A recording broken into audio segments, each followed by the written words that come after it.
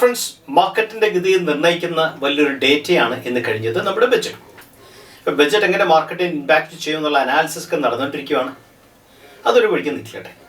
നമ്മുടെ വീഡിയോയിലേക്ക് കയറുന്നതിന് മുമ്പ്, നമ്മുടെ വീഡിയോ തുടങ്ങുന്നതിന് മുമ്പ്, ഈ കഴിഞ്ഞ ലാസ്റ്റ് 10 ഡേയ്സിലെ പല ആൾക്കാരും, എനിക്ക് അറിയാൻ മേലാത്ത ആൾക്കാർ, അവരുടെ പോർട്ട്ഫോളിയോയും അവർ പല സ്റ്റോക്കിനെ കുറിച്ചുള്ള കാര്യങ്ങളൊക്കെ എന്നോട് തിരക്കിയിരുന്നു.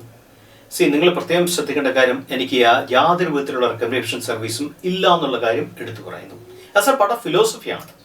ഞാൻ ബേസിക്കലി റിസർച്ചിൽ ഓറിയൻറ്റഡ് ആയിട്ടുള്ള വ്യക്തിയാണ്. അതുകൊണ്ട് തന്നെ എനിക്ക് ഒരു വിധത്തിലുള്ള റെക്കമെൻഡേഷനും എനിക്കില്ല എന്നുള്ള കാര്യം എടുത്തു പറയുന്നു.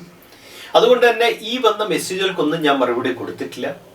സോ എൻ്റെ വീഡിയോ കാണുന്ന അക്കൂട്ടത്തിൽ ആരെങ്കിലും ഉണ്ടെങ്കിൽ തീർച്ചയായും പ്ലീസ് ഡോണ്ട് ഫീൽ ബാഡ്. കാര്യം എൻ്റെ ഫിലോസഫി വെച്ച് ഞാൻ റെക്കമെൻഡ് ചെയ്യാറില്ല. അതൊരു ഫിലോസഫിയാണ്. എൻ്റെ കംപ്ലീറ്റ് ഫോക്കസ് എന്ന് പറയുന്നത് റിസർച്ചിൽ മാത്രമാണ്. അതുകൊണ്ട് തന്നെയാണ് നമ്മൾ ഡിസംബറിലും ജനുവരിയിലും കൂടെ നമ്മൾ 4 ക്ലാസ് നമ്മൾ പബ്ലിക്കിന് വേണ്ടി നമ്മൾ ഓർഗനൈസ് ചെയ്യുന്നു. കാര്യം എൻ്റെ റിസർച്ചിൽ എന്തെങ്കിലും ഇൻസൈറ്റ് കിട്ടുവാണെങ്കിൽ I'm always happy to share. Actually നമുക്കുണ്ടെങ്കിൽ ഇനിയും വരുന്ന മൺഡേ, സോ ഇന്ന് ഫസ്റ്റ് ആണ്, നമുക്ക് 10th മൺഡേ താല്പര്യമുണ്ടെങ്കിൽ നമുക്ക് വീണ്ടും മീറ്റ് ചെയ്യാം. മൺഡേ നൈറ്റ് 9 o'clock സൂം സെഷനിൽ വീണ്ടും എന്തെങ്കിലും ലേണിംഗ് ഇൻപുട്ടുമായിട്ട് നമുക്ക് മീറ്റ് ചെയ്യാം. നമുക്ക് RSIയുടെ ഹയർ കൺസെപ്റ്റ്സ് ഓഫ് RSIയെ കുറിച്ച് നമുക്ക് സംസാരിക്കാം.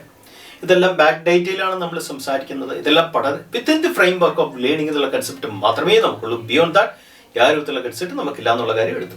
സോ നമ്മുടെ 21 ഡേയ്സിൻ്റെ ഒരു ട്രെയിനിങ് സെഷൻ നമ്മൾ മാർച്ച് ഫസ്റ്റ് വീക്ക് സ്റ്റാർട്ട് ചെയ്യുവാണ്. Basically multi bagger fund analysis and valuation ഒന്നാമത്തെ പാർട്ട്. രണ്ടാമത്തെ പാർട്ട് എന്ന് പറഞ്ഞാൽ ബേസിക്കലി ടെക്നിക്കൽ അനാലിസിസും ബിഹേവിയർ പാറ്റേണുമാണ്. അതിൻ്റെ അകത്ത് പ്രൈസ് ആക്ഷൻ വരുന്നുണ്ട്. അതിനോടൊപ്പം തന്നെ the best trading system 2 to 5 days pro trading system purely based on price action ആണ് നമ്മൾ പഠിപ്പിക്കുന്നത്.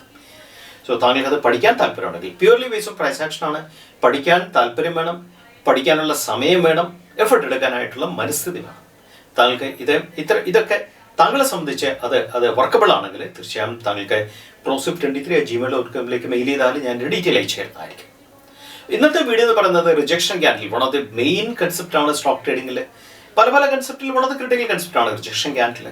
ഒരു ക്യാൻഡിൽ റിജക്ട് ചെയ്യുന്നത്. ഞാൻ റിജക്ഷൻ ക്യാൻഡിൽ തന്നെ ബൈ സൈഡിനെ കുറിച്ച് ഞാനൊരു വീഡിയോ ഒരു 6 മാസം മുമ്പ് പോസ്റ്റ് ചെയ്തിട്ടുണ്ടായിരുന്നു. ഇത് സെൽ സൈഡിനെ കുറിച്ചുള്ള വീഡിയോ ആണ്. ഏതെല്ലാം ഡൈനാമിക് പോയിന്റ്സിലാണ്, ഏതെല്ലാം ഡൈനാമിക് റെസിസ്റ്റൻസ് ലെവൽസിലാണ് റിജക്ഷൻ സംഭവിക്കുന്നതിനെ കുറിച്ചുള്ള ഒരു ചെറിയ വീഡിയോ ആണ്. തീർച്ചയായും ഈ വീഡിയോ താങ്കൾക്ക് വളരെ പ്രയോജനപ്പെടുമെന്ന് ഞാൻ വിശ്വസിക്കുന്നു. നമുക്ക് വീഡിയോയിലേക്ക് കിടക്കാം. ഫ്രണ്ട്സ്, എന്താണ് റിജക്ഷൻ അറ്റ് ടോപ്പ് എന്ന് പറയുന്നത്? നമ്മൾ ഇന്ന് സംസാരിക്കുന്നത് സെല്ലിംഗ് സൈഡിലാണ്. അപ്പം ആക്ച്വലി റിജക്ഷൻ ഇവിടെ സംഭവിക്കുന്നത് ടോപ്പിലാണ് സംഭവിക്കേണ്ടത്, മുകളിലാണ് സംഭവിക്കേണ്ടത്. നിങ്ങൾ ഈ ഒരു ക്യാൻഡിൽ നോക്കൂ. ഞാൻ കുറച്ചുകൂടെ അടുപ്പിച്ച് കാണിച്ചു തരാം. ഈ ക്യാൻഡിൽ എന്താണ് സംഭവിച്ചത്? ഈ ക്യാൻഡിലെ വോളിയം നോക്ക്. ഹ്യൂജ് വോളിയത്തിൽ സ്റ്റോക്ക് കയറിപ്പോയതിന് ശേഷം സ്റ്റോക്കിൽ എന്താ സംഭവിച്ചാൽ ഒരു പവർഫുൾ അപ്പർ വിക്കറ്റ് ഡെവലപ്പ് ചെയ്തു. നമ്മൾ കണ്ടു, ഒരു ഹ്യൂജ് അപ്പർ വിക്കറ്റ് ഡെവലപ്പ് ചെയ്തു. ശരിയല്ലേ? ഈ ക്യാൻഡിൽ ഓപ്പൺ ചെയ്തത് ശരിക്കും 664.90 ഓപ്പൺ ചെയ്തിട്ട് 702 വരെ പോയിട്ട് ക്ലോസ് ചെയ്യുക 669 ക്ലോസ് ചെയ്യുക. ദാറ്റ് മീൻസ് റെസിസ്റ്റൻസ് ലെവലിലാണ് ഈ സംഗതി നടക്കുന്നത് വിത്ത് ഹ്യൂജ് വോളിയം. നിങ്ങൾ നോക്ക്, ഈ ഒരു ക്യാൻഡിൽ നോക്ക്.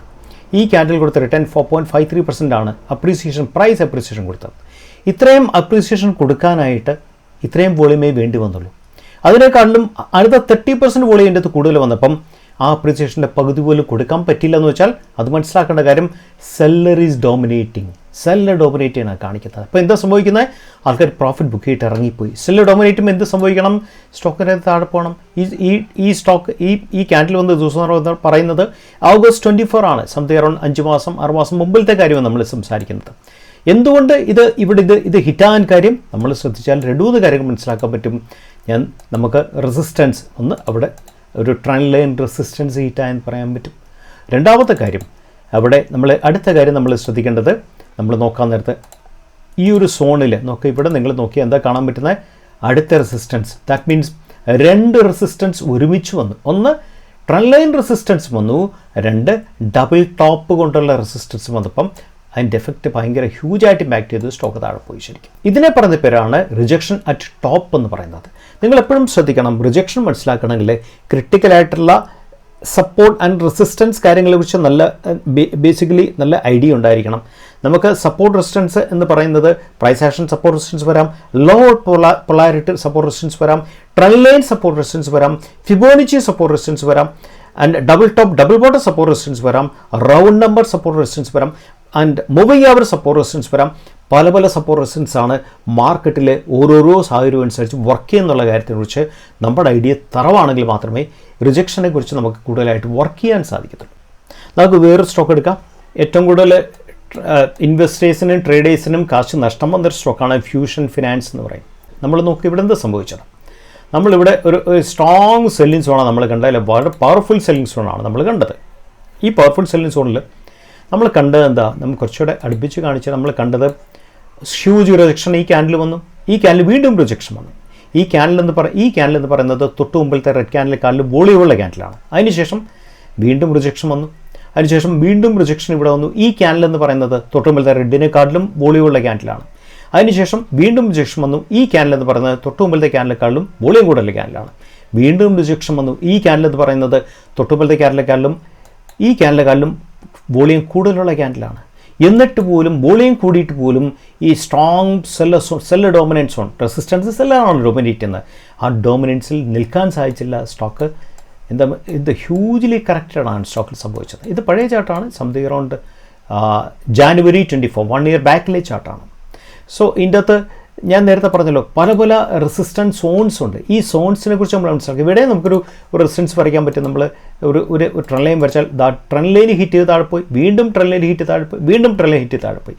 അതേ സോണിൽ തന്നെ നമുക്ക് എന്താ പറയേണ്ടത്, ഡബിൾ ടോപ്പിൻ്റെ റെസിസ്റ്റൻസും കൂടെ വന്നു. ഡബിൾ എഫക്റ്റാണ് ഇവിടെ സംഭവിക്കുന്നത്. അപ്പോൾ ഇതിനെക്കുറിച്ച് നമുക്ക് വളരെ ക്രിട്ടിക്കലായിട്ട് ധാരണയുണ്ടെങ്കിൽ നമ്മൾക്ക് വേണമെങ്കിൽ നിങ്ങൾ എക്സിറ്റ് പ്ലാൻ ചെയ്യാൻ പറ്റും, അല്ലെങ്കിൽ എക്സിറ്റിൻ്റെ പകുതി പ്ലാൻ ചെയ്യാൻ പറ്റും, അല്ലെങ്കിൽ നിങ്ങളുടെ സ്റ്റോപ്പ് ലോസ് ട്രെയിൽ ചെയ്യാൻ പറ്റും. You can take which ever decision. നിങ്ങൾക്ക് ചേരുന്ന തീരുമാനം എന്താണോ കറക്റ്റായിട്ട് എടുക്കാൻ സാധിക്കുക എന്നുള്ളതാണ് ഏറ്റവും വലിയ കാര്യം. ഒരു സ്റ്റോക്ക് കൂടെ നമുക്ക് നോക്കാം. കിർലോസ്കർ ബ്രദേഴ്സിൻ്റെ ചാർട്ടാണ് നമ്മൾ നോക്കണം. ഇവിടെ നമുക്ക് വേണമെങ്കിൽ നമുക്കൊരു ട്രെൻഡ് ലൈൻ വരയ്ക്കാൻ പറ്റും. ട്രെൻഡ് ലൈൻ ലെവൽ നമുക്ക് വരയ്ക്കാൻ സാധിക്കും. ഈ ട്രെൻഡ് ലൈൻ ലെവൽ എന്താ സംഭവിച്ചത്? ട്രെൻഡ് ലൈൻ ലെവലിൽ ഹ്യൂജ് വോളിയത്തിൽ സ്റ്റോക്ക് കയറി പോയിട്ട് നെക്സ്റ്റ് ഡേ ക്യാൻഡിൽ ഓൾമോസ്റ്റ് അതിനെക്കാട്ട് തൊട്ട് താഴെയുള്ള വോളിയം ഡെവലപ്പ് ചെയ്തു. അതിൻ്റെ അടുത്ത ക്യാൻഡിൽ നിങ്ങൾ ശ്രദ്ധിക്കണം. ഈ ക്യാൻഡിലെ പ്രത്യേകത എന്താണ്? ഈ ക്യാൻഡിൽ വോളിയം നേരത്തെ ഗ്രീൻ ക്യാൻഡിലെ പകുതി വോളിയത്തിൽ പ്രൈസിനെ എന്താ സംഭവിച്ചാൽ താക്കാൻ സാധിച്ചു. ഈ ഗ്രീനിൻ്റെ പകുതിയുടെ ലെവലിൽ കൊണ്ട് നിർത്താൻ സാധിച്ചു. നമ്മൾ നോക്കണം, ഇതിൻ്റെ 50% ലെവലിൽ കൊണ്ട് താക്കാൻ സാധിച്ചു. അതിനുശേഷം എന്താ സംഭവിച്ചത്? നെക്സ്റ്റ് ഡേ വിത്ത് ഹയർ വോളിയത്തിൽ പ്രൈസിനെ വീണ്ടും സെല്ലേഴ്സിന് ഡോമിനേറ്റ് ചെയ്ത് താക്കാൻ സാധിച്ചു. അപ്പോൾ എപ്പോഴും ശ്രദ്ധിക്കേണ്ട കാര്യം, ഏത് ലെവൽ ഓഫ് റെസിസ്റ്റൻസ് ആണ് വർക്ക് ചെയ്യുന്നത്? ട്രെൻഡ് ലൈൻ ആണോ വർക്ക് ചെയ്യുന്നത്? ഫിബോനച്ചി ആണോ? അതോ മൂവിങ് ആവറേജ് ആണോ? നിങ്ങൾ ഈ മൂവിങ് ആവറേജ് ഇവിടെ നോക്കൂ. ഒരു മൂവിങ് ആവറേജ് 10 ഇട്ട് കഴിഞ്ഞാൽ 10ൽ നിന്നും ശരിക്ക് ഫാർ അവേ ആണ് സ്റ്റോക്ക് കിടക്കുന്നത്, അല്ലേ? അപ്പോൾ എപ്പോഴും ശ്രദ്ധിക്കേണ്ട കാര്യം, മീൻ റിവേഴ്സൺ എന്നുള്ള കൺസെപ്റ്റും വർക്ക് ചെയ്യാൻ എപ്പോഴും സാധ്യതയുള്ളതാണ്. അകന്നകന്ന് പോകും തോറും എന്നുള്ള കാര്യം നമ്മൾ പ്രത്യേകിച്ച് മനസ്സിലാക്കണം. ഫ്രണ്ട്സ്, താങ്കൾ ഈ വീഡിയോ കണ്ടുപോകണമെന്ന് ഞാൻ വിശ്വസിക്കുന്നു. ധാരാളം ചാർട്ടുകൾ താങ്കൾ വർക്ക് ചെയ്ത് മനസ്സിലാക്കുക, വർക്ക് ചെയ്ത് പഠിക്കുക. ഇത് ഒരു ചെറിയ വീഡിയോ ആണ്. അപ്പോൾ വീഡിയോയ്ക്കകത്ത് നിർത്താവുന്ന കാര്യങ്ങൾക്ക് ഒരു പരിധിയുണ്ട്. പക്ഷെ പരിധിക്കപ്പുറം നമ്മൾ പഠിക്കാൻ പോയാൽ മാത്രമേ നമുക്കത് പ്രയോജനപ്പെടുത്തുള്ളൂ. തീർച്ചയായും താങ്കൾ ഈ വീഡിയോ പ്രയോജനപ്പെടുമെന്ന് ഞാൻ വിശ്വസിക്കുന്നു. അടുത്ത വീഡിയോ ആയിട്ട് നമുക്ക് വീണ്ടും കണ്ടുമുട്ടാം. Signing off.